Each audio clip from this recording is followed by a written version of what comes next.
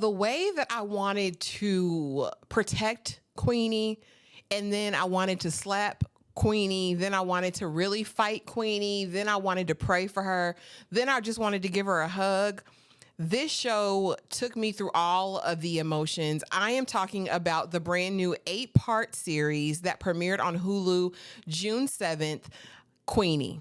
Okay, based on a novel of the same name written by Carty-Williams and partnering with the Onyx Collective and Channel 4, honey, put this out. And this is what the people needed. This is what the people needed. While I've been hearing mixed reviews on it, I will say that Queenie is not the perfect protagonist. She is not your ideal heroine, but she's all of us. Okay, if you guys are new here, my name is Ashley, and this is My Sweet Perspective, where I give my take on all things TV and movie related. And again, I am here to put you on, all right? And so let's get right into this. I will give you a synopsis of the series, and then we will kind of get into the issues, all right? So basically, we meet 25-year-old Queenie Jenkins, a Jamaican Londoner, right? Just trying to navigate her way, trying to find her way, all right? Because she and her man are kind of in a place, not perfect, but not super bad. As the scene or series opens, right, we see Queenie on the gyno table, legs spread eagle, okay? And we see the doctor calling her a strong girl, not even knowing her name, bringing in all sorts of other professionals to look at these scans. Again, a dehumanizing experience for any woman, okay? I loved how immediately we're tackling disparities in healthcare. I'm just going to set that right there. So she's leg gapped open, asking questions. Everyone's ignoring her. Finally, they let her know that she was pregnant and, the fetus is no longer viable. So basically, she's had a miscarriage. And so Queenie takes that in and still has to go about her day, honey. We go out into the waiting room where we meet Aunt Maggie, who is her number one fan, who has been her rider, okay, for her entire life, because we discover that Queenie has a trauma-filled childhood, right? She was born to a young mother who had her with a married man, unbeknownst to her. And so it's just her and Queenie for the first years of her life. And then she meets this other man who comes in, seemingly a good guy, but doesn't want Queenie. And they end up abandoning this girl in an apartment for months by herself. When her mammy knew she had a mama that she could have dropped this baby off to. It behooves me. And so we'll see how that plays in later. So not only does Queenie have to go out there, navigate her aunt without really telling her what happened, she also then has to go to work just to be reprimanded for being late. Mind you, she still hasn't told anyone that she's actually actively in a miscarriage, okay? Finally, we see her boyfriend, and she is at a family dinner. I believe it's his mother's birthday, and they are talking, and the grandma goes in about what their baby would look like, how it would look like the color of chocolate milk, and how it would be half caste. And so Queenie, in her mind, thinking all the thoughts, not thinking she's going to say it in real life, says out of her mouth, well, hopefully you'll be dead by then, and you won't have to worry about my half-caste baby. Baby, the jaws dropped. Queenie tries to run out, messes up the birthday cake, goes to the bus stop, where her boyfriend eventually follows her and proceeds to tell her, Queenie, I don't think this is working. I can't be angry all the time. You're too much. This is too much. Again, I don't know how many people who are watching this video have been told that you're too much, but it never bodes well, especially for those who have abandonment, rejection issues from their past. And again, Queenie still hasn't told anyone that she's lost this baby.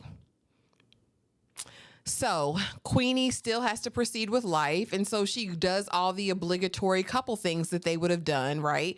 She also, since they had recently moved in together, has to move out of the apartment and find her own place. So basically we have Queenie living in squalor, depressed, drinking a little bit too much, goes to her best friend Darcy's, I think it's an engagement party, and gets the notion that she needs to be in her whole era. Okay. I've heard a lot of people liken this to Insecure. And I'd say I would liken it to that part of Insecure in season 3 or 4 where Issa goes through her hoe phase, but that's about it. Issa and Insecure, I don't think went this deep. And I love that for this show, right? And so she goes on her hoe phase. And again, she's got a type, honey. Based on the men that have traumatized her in her youth, she only deals with Caucasian men. All right. And not just any Caucasian men, the Caucasian men who clearly have fetishized her, right? Because she's just in here to get her rocks off, apparently, right? But she comes and encounters some of the worst people in my mind, especially the one who wants to do kind of like slave master play. Really, really gross, really not it. And so again, we see her starting to spiral and everyone starts giving her advice. Her coworker, her boss, her friends, maybe, sleeping with all these guys isn't a good idea. Maybe we want to try something else. But again, Queenie is just trying to find her way and she is floundering. She even ends up having an affair with Tom from the workhouse, honey, who ends up turning the script on her, accusing her of sexual harassment, and the people believe him over her. Now, as far as the dynamics and the topics addressed in this show, we go from race to identity to mental health issues to relational issues to trauma. Like there are so many different dynamics. And again, another comparison that they made to this show was that it was like Bridget Jones' Diary. And again, I am a Bridget Jones Diary aficionado, okay? And the little bunny outfit, Bridget could never. I found a lot of the men that she ended up dealing with were married men, just like her mom, possibly just like her grandma, because we discover throughout the series that her grandma had an affair and maybe Queenie's mom wasn't by Queenie's granddad. Okay. But I absolutely loved Grandma Victoria. I loved Grandpa, played by Joseph Marcel. Honey, Jeffrey from The Fresh Prince gave me everything that I needed. As far as the friendship, she had one friend that I absolutely loved for her, Cheske. Cheske was her rider. Do you hear me? She was going to be there through thick and thin. Everything that she needed. I did like that she had a diverse friend group. I really liked Darcy as well. But that Rebecca rocks with open toe shoes, that was not a friend. The slave play guy that she got with turns out to be Rebecca's man that she didn't know. And Rebecca proceeds to tell Queenie, that's why no one wants you. Going deep for the jugular because she's disgusting. And so eventually we do start to see a metamorphosis in Queenie. She does eventually go and seek mental health help when basically the job tells her she needs to, right? She does get some flack from her grandma because, women don't do that. We're strong. Jamaican women don't do that. We are strong, okay? And so I really liked how she had to contend with that, but she still persevered and went through it, right? We eventually see her make this change. Like the empty sexual encounters isn't doing it, okay? I need to do some inner work. Therapy really opened her up. And I think one of the most pivotal scenes in the series was when she is talking with her therapist and she's talking about all of the pressures of showing up and presenting as a Black woman in society, right?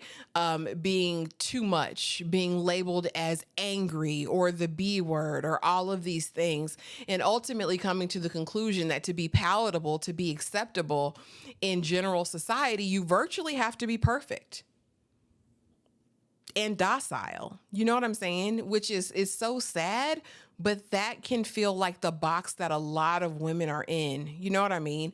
And I loved that we got that portrayal. I love ultimately how her family did support and rally around her, even though in the moments it seemed a bit off-putting, right?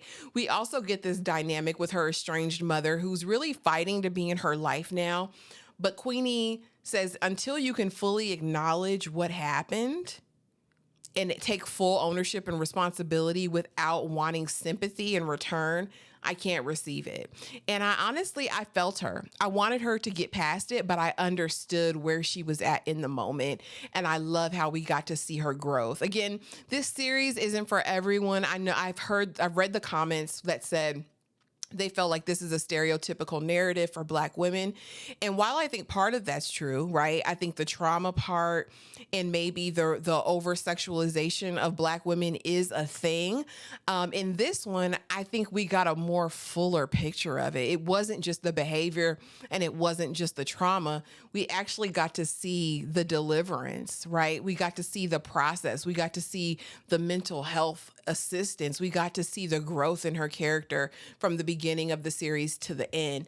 I really enjoyed this. It made me think. I loved the complexity of Queenie's character. Again, she wasn't a perfect heroine. She wasn't a perfect victim, yet I still felt empathy for her and I still cared for her character.